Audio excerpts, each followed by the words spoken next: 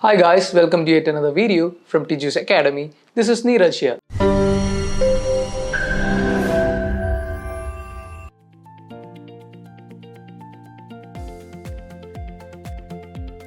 So we all know that there are different types of graphs that are asked in the IELTS writing task 1, and in order to answer it properly we need to understand what the graph is actually trying to tell us. So the graph asked in an exam may be either a pie chart, a line chart, a map, or a process chart, or anything, or it could even be a mixture of one or two types of charts. Generally we tend to tackle the writing task by using the same words repeatedly again and again. So we could avoid this, and in order to get a higher band we could use different synonyms for the same word. Suppose we had to write about the tremendous increase in the number of vehicles from the year 2000 to 2022. So we may write as the number of vehicles increased from 1 million to 10 million by 2022. So instead of the word increase, we could use two other words to mention as drastic change: surge and skyrocket. For example, the number of vehicles skyrocketed from 1 million in 2000 to 10 million in 2022. There may be certain other situations where we need to use the word increase repeatedly. So there, according to the situation, we could use these different words: went up,